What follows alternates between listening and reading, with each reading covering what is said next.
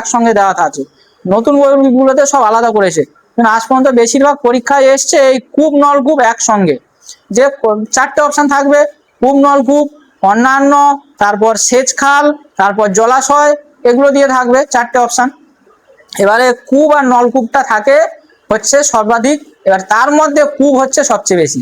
এবারে কোশ্চেনের pattern change করতে পারে, সবচেয়ে বেশি সেচ কাজ করা হয় হচ্ছে কূপের সাহায্যে। এখানে দেওয়া আছে ভারতে 45.7% হচ্ছে সেচ কাজ হয়ে থাকে কূপের সাহায্যে। তারপরে হচ্ছে নলকূপ 16.61%, সেচ খালের সাহায্যে 32। ঠিক আছে, এগুলো একটু দেখে রাখবে, মোটামুটি যেন মাথায় থাকে কূপ ও নলকূপের সাহায্যে সবচেয়ে বেশি সেচ কাজ হয়ে থাকে। এবারে কূপ কোন কোন রাজ্যে একটু বেশি প্রচলিত, নলকূপ কোন কোন রাজ্যে বেশি প্রচলিত, এগুলো দেখে রাখবে, এগুলো আর বিশেষ কিছু বোঝানোর নেই। এবারে আচ্ছা, কে অনলাইনে কল করছে বলো তো? হ্যাঁ, এই এতে।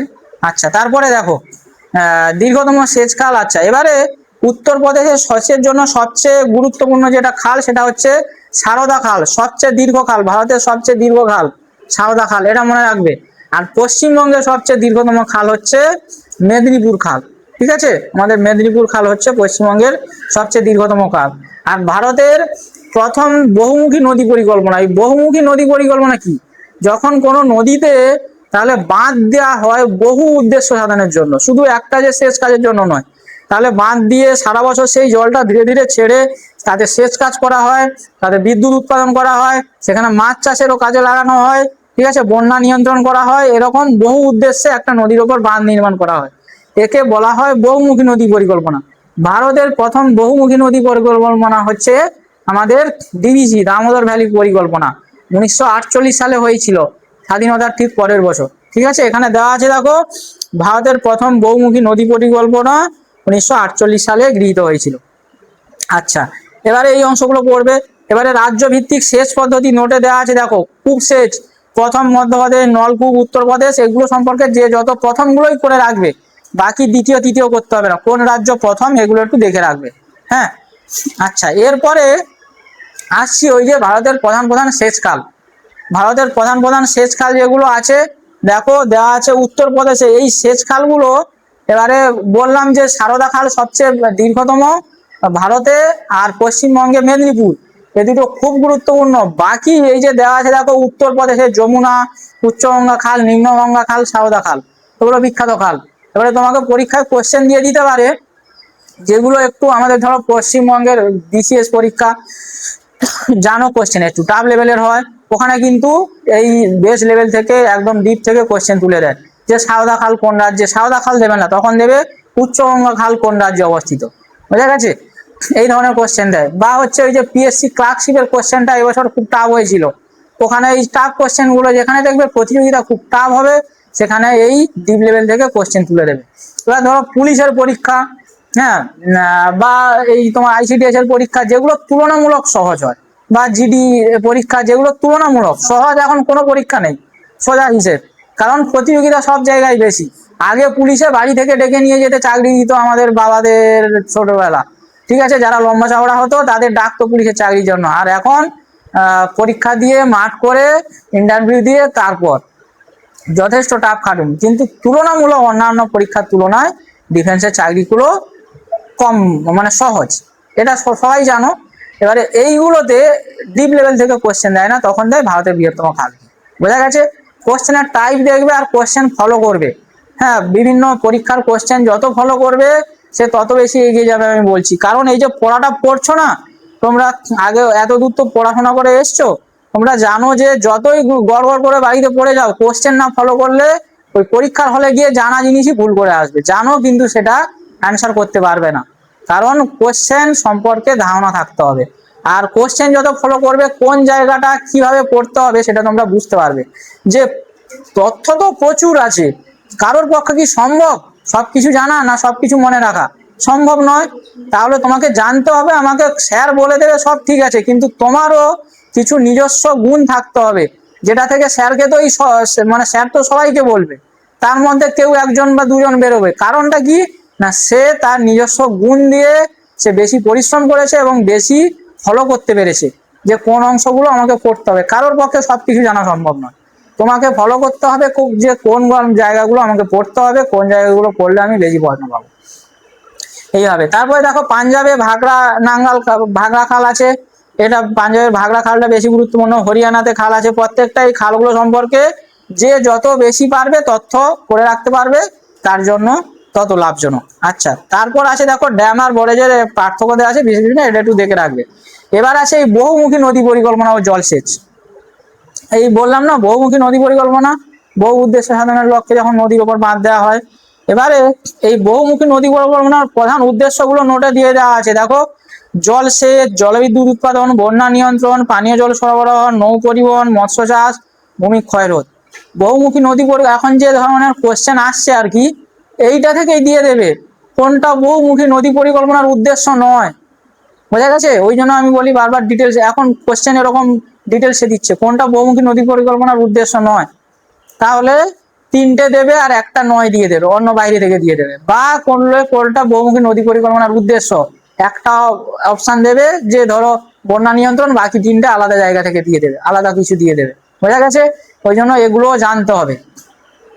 আচ্ছা, এবারে এই যে বহুমুখী নদী পরিকল্পনার মধ্যে ভারতের প্রথম যেটা বহুমুখী নদী পরিকল্পনা বললাম যে দামোদর উপত্যকা পরিকল্পনা, তাহলে 1948 সালে, ঠিক আছে, দেওয়া আছে। হ্যাঁ, পশ্চিমবঙ্গ, ঝাড়খণ্ড। এবারে এইটা কোন, এটা ডিভিসি বলা হয়, ঠিক আছে, দামোদর ভ্যালি কর্পোরেশনকে সংক্ষেপে বলা হয় কি, ডিভিসি। এবারে এই ডিভিসি পরিকল্পনাটা একটা নদী পরিকল্পনার অনুকরণে গড়ে উঠেছিল, সেটা কি না, টেনেসি নদী পরিকল্পনা, ঠিক আছে। তাহলে টেনেসি নদী পরিকল্পনা এর অনুকরণে গড়ে উঠেছিল টেনেসি ভ্যালি অথরিটি। এটা কোথায়? ওই টেনেসিটা মার্কিন যুক্তরাষ্ট্রের টেনেসি ভ্যালি অথরিটির অনুকরণে গড়ে উঠেছিল, এটা মনে রাখবে। আচ্ছা, নদী এর মধ্যে কোন কোন নদীর ওপর গড়ে উঠেছে? দামোদর, বরাকর, কোনার, মানে দামোদর আর তার যে উপনদীগুলো আছে সেগুলোকে কেন্দ্র করে গড়ে উঠেছে। এর বাঁধগুলো যেগুলো আছে এই পরিকল্পনার অধীনে অনেকগুলো বাঁধ নির্মাণ করা হয়েছে। তিলাইয়া, মাইথন, পাঞ্চেত, এগুলো সব এখানে দেওয়া আছে। দুর্গাপুর ব্যারেজ, কোনার বাঁধ, এগুলো করবে। আচ্ছা, এরপর আর একটা পরিকল্পনা করা হয়েছিল, সেটা 1948 সালে, এর পরেই, সেটা হচ্ছে ভাকরা নাঙ্গাল পরিকল্পনা, ঠিক আছে। ভাগড়া নাঙ্গাল পরিকল্পনাটাও খুব গুরুত্বপূর্ণ। সেটা হচ্ছে কোন কোন রাজ্যে, এটা দেখো এর রাজ্যগুলো খুব গুরুত্বপূর্ণ, এখান থেকে কোন কোন রাজ্য আছে এটা প্রশ্ন দেয়। দেখো হিমাচল প্রদেশ, পাঞ্জাব, হরিয়ানা, রাজস্থান, ঠিক আছে। এবার কোন নদীর ওপর? আচ্ছা, তাহলে দামোদর ভ্যালি কর্পোরেশন, সবাই জানো যে দামোদর নদ নামের সঙ্গে মিল আছে। এবারে এই ভাগড়া নাঙ্গালটা হচ্ছে শতদ্রু নদীর ওপর এই ভাগড়া নাঙ্গাল পরিকল্পনা করা হয়েছে 4টে রাজ্যের ওপর। এবারে ভাগড়া বাঁধ ওই পৃথিবীর সর্বোচ্চ সোজা গ্র্যাভিটি বাঁধ। আর জলাধার, হ্যাঁ, এখানে জলাধারটা কি নামে পরিচিত না, গোবিন্দ সাগর, ভারতের বৃহত্তম কৃত্রিম সাগর। মনে ওই যে ভাগড়া নাঙ্গাল বাঁধটা তো দেওয়া হয়েছে, এবার ওই নদীর উপর বাঁধটা দেওয়ার পরে তার এপারে যেটা বলা হচ্ছে সেটাকে জলাধার বলা হচ্ছে, জল সঞ্চয় করে রাখা হচ্ছে সারা বছর ওই জলাধারটাকে, তাহলে বলা হচ্ছে কি জলাধার? গোবিন্দ সাগর, ঠিক আছে। আচ্ছা, এটাও ওই উদ্দেশ্য, এগুলো করে রাখবে। হীরাকুদ পরিকল্পনা একটু আগে বলেছি, তাহলে কোন নদীর ওপর হীরাকুদ পরিকল্পনা করা হয়েছে? মহানদীর ওপর। কত সালে? 1957 সালে, ওড়িশার মহানদীর ওপর। এবারে এর গুরুত্বপূর্ণ বৈশিষ্ট্য কি না, এটা ভারতের দীর্ঘতম বাঁধ, ঠিক আছে, দীর্ঘতম নদী বাঁধ এবং পৃথিবীর দ্বিতীয় দীর্ঘতম। এখানে যে সেচ খালগুলো আছে, এরপর যেটা গুরুত্বপূর্ণ, এগুলো সম্পর্কে এই 3টে সম্পর্কে ডিটেলসে পড়বে। বাকিগুলো এগুলো যেগুলো আছে কোন নদীর ওপর কোন নদী পরিকল্পনা গড়ে তোলা হয়েছে, এটা পরীক্ষায় কোশ্চেন আসেই, এগুলো কোন নদীর ওপর কোন পরিকল্পনা গড়ে তোলা হয়েছে। সেটা হচ্ছে দেখো নাগার্জুন সাগর কোন নদীর ওপর? কৃষ্ণা নদীর ওপর। কোন রাজ্য? ওটাও একটু দেখে রাখবে, কোন রাজ্যে, পাশে দেওয়া আছে অন্ধ্রপ্রদেশ। আচ্ছা, তুঙ্গভদ্রা পরিকল্পনা, তুঙ্গভদ্রা পরিকল্পনা দেবে না, কারণ কি কোন নদীর ওপর? তাহলে তুঙ্গভদ্রা নদীর ওপর। যেইগুলো নামের সঙ্গে মিল আছে, যে কোন নদীর সঙ্গে নাম, সেটা কিন্তু কোন নদীর ওপর গড়ে উঠেছে দেবে না, সেটা দিতে পারে কোন রাজ্যে। বোঝা গেছে? কারণ তুমি যদি এটা করো দামোদর কোন নদীর ওপর, দামোদর ভ্যালি কর্পোরেশন কোন নদীর ওপর গড়ে উঠেছে, তো সবাই পারবে, ঠিক আছে। ওটা কিন্তু দেবে না, কোন কোন রাজ্যে গড়ে উঠেছে সেটা কিন্তু ওর ক্ষেত্রে পড়ানো হবে। কিন্তু তোমাকে দেবে যে হীরাকুদ পরিকল্পনা কোন নদীর উপর গড়ে উঠেছে, ওটা কিন্তু কোশ্চেন হতে পারে, তাহলে মহানদীর উপর। তারপরে তুঙ্গভদ্রা, তাহলে এটা কোন রাজ্যের ওপর গড়ে উঠেছে, ঠিক আছে, অন্ধ্রপ্রদেশ আর কর্ণাটক। মেট্টুর বাঁধ আর হচ্ছে কৃষ্ণসাগর বাঁধ, এই মেট্টুর বাঁধটা কিন্তু বহুবার এসছে, কাবেরী নদীর ওপর। তারপর শিব সমুদ্রম কাবেরী নদীর ওপর, কর্ণাটকে গন্ডক, এগুলো যে এগুলো আছে এগুলো আর বলছি না, বলে দিলাম কিভাবে পড়তে হবে, কোন নদীর ওপর কোন বাঁধ আমি পরের দিন ধরবো এবং কোন রাজ্যে, এগুলো সব মুখস্থ করবে, এগুলো মুখস্থ করবে, বোঝা গেছে? এটা এগুলো মুখস্থ পাঠ। আচ্ছা এবারে, আচ্ছা এই শেষে একটা দেওয়া আছে দেখো 18 নম্বরের তেহরি বাঁধ। তেহরি বাঁধটা খুব গুরুত্বপূর্ণ, সবচেয়ে বেশিবার এসছে। ভাগীরথী নদীর ওপর, উত্তরাখণ্ডে ভাগীরথী নদীর ওপর তেহরি নদী পরিকল্পনা করে তোলা হয়েছে, ঠিক আছে? আচ্ছা তারপর দেখো অন্যান্য এই যে বাঁধ নিয়ে যে গুরুত্বপূর্ণ এগুলো দিয়েছে, তাহলে ভারতের উচ্চতম সোজা বাঁধ ভাগড়া বাঁধ, ভারতের বৃহত্তম নদী পরিকল্পনা ভাগড়া পরিকল্পনা, ভারতের দীর্ঘতম বাঁধ হীরাকুদ, এগুলো সব দিয়েছে। ভারতের বৃহত্তম জলাশয়, শর্ট প্রশ্নগুলো এগুলো ভালো করে করবে। এরপর দেওয়া আছে কি কোশ্চেন, শর্ট প্রশ্নগুলো বাড়িতে এই যে কোশ্চেনগুলো দিয়েছে, সবাই কিন্তু এটা পড়ার পর কোশ্চেনগুলো, সমস্ত পরীক্ষার প্রচুর পরীক্ষার কোশ্চেন দেওয়া আছে, এগুলো ভালো করে পড়বে, বোঝা গেছে? আচ্ছা ধরো কার নোট। এরপরে আমি একটা পাঠাচ্ছি, দেখো পিডিএফ পাঠাচ্ছি। আচ্ছা আমি মাঝে মধ্যে তোমাদের কিছু, এদিকে শোনো যারা যারা আছো, মাঝে মধ্যে এবারে সপ্তাহে আমার পড়ানোর মধ্যিখানে তোমাদের কিছু কিছু মুখস্থ পাঠ পাঠিয়ে দেবো, এতে লিখে দেবো যে এগুলো এই এই অংশগুলো করবে, তোমরা সেগুলো মুখস্থ করবে, ঠিক আছে? ক্লাসে সব মুখস্থ পাঠগুলো যদি করি তখন এগোতে একটু দেরি হয়, বুঝতে পেরেছো? যত তাড়াতাড়ি সিলেবাসটা কমপ্লিট করে রিভাইজ করা যায় তত ভালো। কমপ্লিট করার পর যত তাড়াতাড়ি রিভাইজ করা যায় তত তোমাদের উপকার হবে, কোশ্চেন নিয়ে আলোচনা করা হয়। মুখস্থ পাঠগুলো বোঝানোর কিছু থাকে না, ওইগুলো একটু তোমাদের পাঠিয়ে দিলে পরের দিন আমি বলে দেবো, পরের দিন ধরবো, মুখস্থ করবে। আচ্ছা দেখো এবারে আমি এগুলো পাঠাচ্ছি, একটা পিডিএফ পাঠাচ্ছি, এগুলো খাতায় তুলবে। যে পিডিএফটা পাঠাচ্ছি এগুলো নোট ফোট নয়, আমি দিতে পারতাম এখান থেকে জেরক্স করে, এগুলো নোট নয়, এটা পিডিএফ করবে, তোমরা বাড়িতে খাতায় লিখবে। আমি আগের ব্যাচে এগুলো লেখাতাম, কিন্তু দেখছি লেখালে অনেক সময় যাচ্ছে, লিখে কত দূর এগোবো, ওদের কিন্তু সব লিখিয়েছি, এবার লিখে বেশি দূর এগোনো যাচ্ছে না, অনেক টাইম লাগছে, ওই জন্য লেখানোটা ক্যান্সেল করে দিয়েছি। দিচ্ছি, আর তোমরা এগুলো যদি বাড়িতে লেখো আর তোমাদের ক্লাসে অনেকটা করিয়ে দেওয়া যাচ্ছে, তাই না? আচ্ছা আমি একটা নোট পাঠিয়েছি, দেখো নোট পাঠিয়েছি, আচ্ছা সঙ্গে আর দুটো ম্যাপ পাঠাবো। ম্যাপগুলো যেগুলো পাঠাই না ওগুলো তোমরা প্রিন্ট করে নেওয়ার চেষ্টা করবে, সব কিছু তো আর এখান থেকে দেওয়া সম্ভব হয় না, তোমরা ওগুলো বাড়িতে একটু এ থেকে জেরক্স দোকান থেকে প্রিন্ট করে নেবে, যার লাগবে মনে হবে, আর না হয় মোবাইলে পিডিএফ করে রেখে দেবে আলাদাভাবে। দেখো ওই ম্যাপ দেখে ঘাবড়ে যাওয়ার কিছু নেই, আমি বুঝিয়ে দেবো, ম্যাপ দেখে ঘাবড়ানোর কিচ্ছু নেই। আচ্ছা ম্যাপ দেখে ঘাবড়ানোর কিচ্ছু নেই, প্রথমে আমি ম্যাপগুলো সম্পর্কে একটু ধারণা দিই।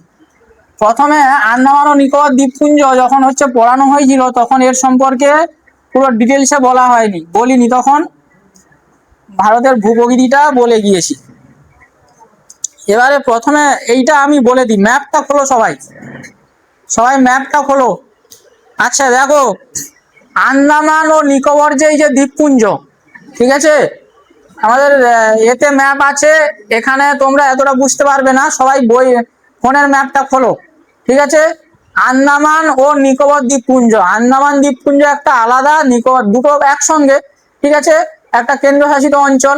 এবার আন্দামান দ্বীপপুঞ্জ এটা, আর নিকোবর দ্বীপপুঞ্জ হচ্ছে এই অংশটা, ঠিক আছে? দেখো আন্দামান এই যে দ্বীপপুঞ্জ, আন্দামানটা উত্তরের এই অংশটাকে বলা হয় আন্দামান, এই আন্দামানকে 3 ভাগে ভাগ করা হয়, ঠিক আছে, প্রধান 3 ভাগে, তার সঙ্গে আরো লিটিল নিকোবর বলে আরো 1 ভাগে। দেখো আন্দামানের এই যে অংশ বড় বড় এই যে জোড়া অংশগুলো আছে, ঠিক আছে, এই অংশগুলোকে বলা হয় তাহলে উত্তর আন্দামান, মধ্য আন্দামান আর দক্ষিণ আন্দামান। দেখো এই যে আমি ম্যাপ পাঠিয়েছি, দেখো দেখা আছে নর্থ আন্দামান, মিডিল আন্দামান আর সাউথ আন্দামান, ঠিক আছে? আন্দামানকে তাহলে এই 3টে প্রধান ভাগ, তার সঙ্গে ওর নিচে আবার আছে দেখো একদম আন্দামানের দক্ষিণে যেটা আছে লিটিল আন্দামান, ঠিক আছে? এই 4টে ভাগে আন্দামানকে ভাগ করা হচ্ছে, ঠিক আছে? কি হলো, ওপরের যে এই জোড়া অংশটা, এই যে বড় অংশগুলো লাগছে, উত্তর আন্দামান, মধ্য আন্দামান আর দক্ষিণ আন্দামান। দক্ষিণ আন্দামান কিন্তু আন্দামানের দক্ষিণ অংশ নয়, এটা যেন মাথায় থাকে, আন্দামানের দক্ষিণ অংশ হচ্ছে লিটিল আন্দামান, ঠিক আছে? তাহলে এই 4টে ভাগে ভাগ করা হয়েছে।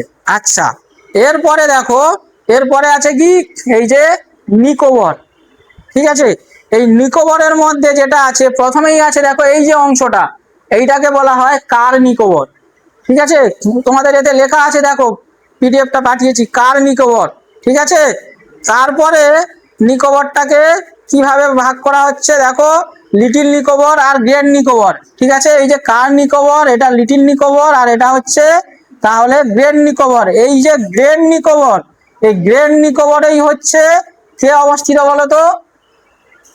গ্রেট নিকোবরে কে অবস্থিত? ওই যে ভারতের দক্ষিণতম যে স্থলবিন্দু, তার নাম কি? ইন্দিরা পয়েন্ট।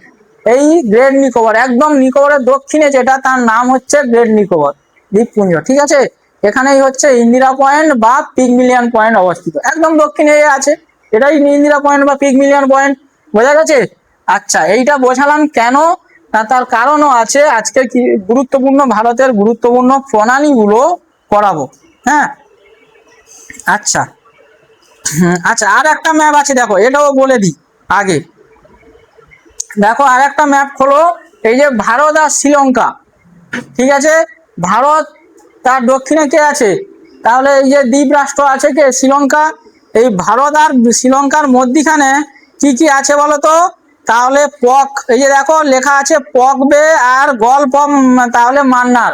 মানে ভারত আর শ্রীলঙ্কার মধ্যে যে দুটো প্রণালী আছে, সে দুটোর নাম কি? পক প্রণালী আর মান্নার উপসাগর। ঠিক আছে, এ দুটো মনে রাখবে। আচ্ছা, এবারে এই পিডিএফটা খোলো, এবারে পিডিএফটা খোলো। পিডিএফ এর 3 নম্বর পেজটা যেটা আছে, 3 নম্বর পেজের শেষে দেখো ভারতের উল্লেখযোগ্য প্রণালীগুলো দেওয়া আছে না? ভারতের উল্লেখযোগ্য প্রণালী। আর আচ্ছা, আর একটা জিনিস বলে দিই, তাহলে ভারতের এই যে পূর্ব দিকে বঙ্গোপসাগরে আছে কি? তাহলে কোন দ্বীপগুলো আছে? আন্দামান ও নিকোবর দ্বীপপুঞ্জ। আর পশ্চিম দিকে কোনগুলো আছে? আরব সাগরের ওপর লাক্ষাদ্বীপ পুঞ্জ, তাই না? আচ্ছা, লাক্ষাদ্বীপ, তারপর আছে কি বলতো? লাক্ষাদ্বীপের এই দক্ষিণে আছে, এখানে আর দেওয়া নেই। লাক্ষাদ্বীপের এখানে আছে মিনিকয়, তারপরে আছে এই যে মিনিকয় দ্বীপ, এর নিচে আছে একটা আলাদা দ্বীপ রাষ্ট্র, তার নাম কি? মালদ্বীপ। মালদ্বীপের এটা এখানে আর দেওয়া নেই। তাহলে এটা আছে লাক্ষাদ্বীপ, লাক্ষাদ্বীপের নিচে আছে মিনিকয়, মিনিকয়ের নিচে আছে কি বলতো?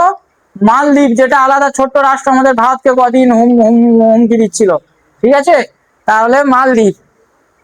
তাহলে এই মালদ্বীপ, এই যে এগুলো দেখে রাখো। এবারে দেখো এই ভারতের গুরুত্বপূর্ণ প্রণালীগুলো, প্রচুর পরীক্ষা, মানে ম্যাক্সিমাম পরীক্ষায় এই প্রণালী থেকে একটা প্রশ্ন দেয়। সেটা হচ্ছে দেখো, প্রথম হচ্ছে আচ্ছা, গুরুত্বপূর্ণ প্রণালীগুলো সবাই পেয়েছো তো ম্যাপে যেটা পাঠিয়েছি, এতে পিডিএফ এ? এগুলো সবাই খাতায় লিখে নেবে। হ্যাঁ, দেখো আছে কি, প্রথম আছে কি গ্রেট চ্যানেল। গ্রেট চ্যানেল, এই গ্রেট চ্যানেলটা কোথায় আছে? গ্রেট চ্যানেলটা একদম দক্ষিণে পাবে। হ্যাঁ, গ্রেট চ্যানেলটা কোথায়? এই যে আন্দামান নিকোবর দ্বীপপুঞ্জ, এর নিচে আছে কি বলতো? এই দিকটায় আছে ইন্দোনেশিয়া, যেটা ভারতের ম্যাপে দেয়নি, এর নিচে আছে ইন্দোনেশিয়া।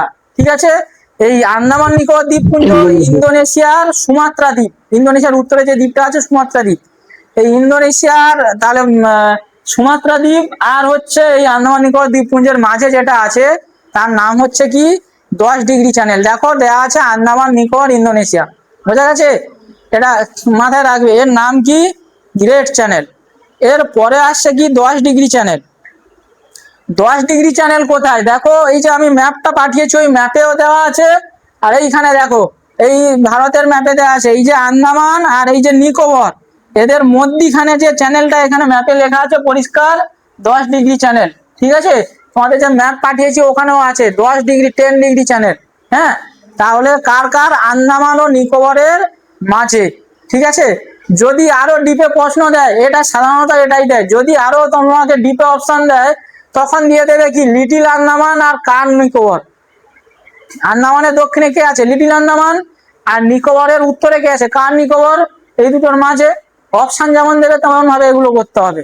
ঠিক আছে, সাধারণত আন্দামান ও নিকোবর দেয়, আর যদি আরো টাফ কোশ্চেন দেয় তখন ওইগুলো তুলে দেবে, যে যত ডিটেলসে পড়তে পারবে। আচ্ছা, এরপর আছে 9 ডিগ্রি চ্যানেল, তারপর আছে 8 ডিগ্রি চ্যানেল। দেখো 9 ডিগ্রি চ্যানেল আমি কি বলছিলাম, যে প্রথমে এখানে আছে কি? লাক্ষাদ্বীপ, তারপর আছে মিনিকয়, তারপর আছে মালদ্বীপ। তাহলে লাক্ষাদ্বীপ আর মিনিকয়, এদের মাঝে কে আছে? এদের মাঝে আছে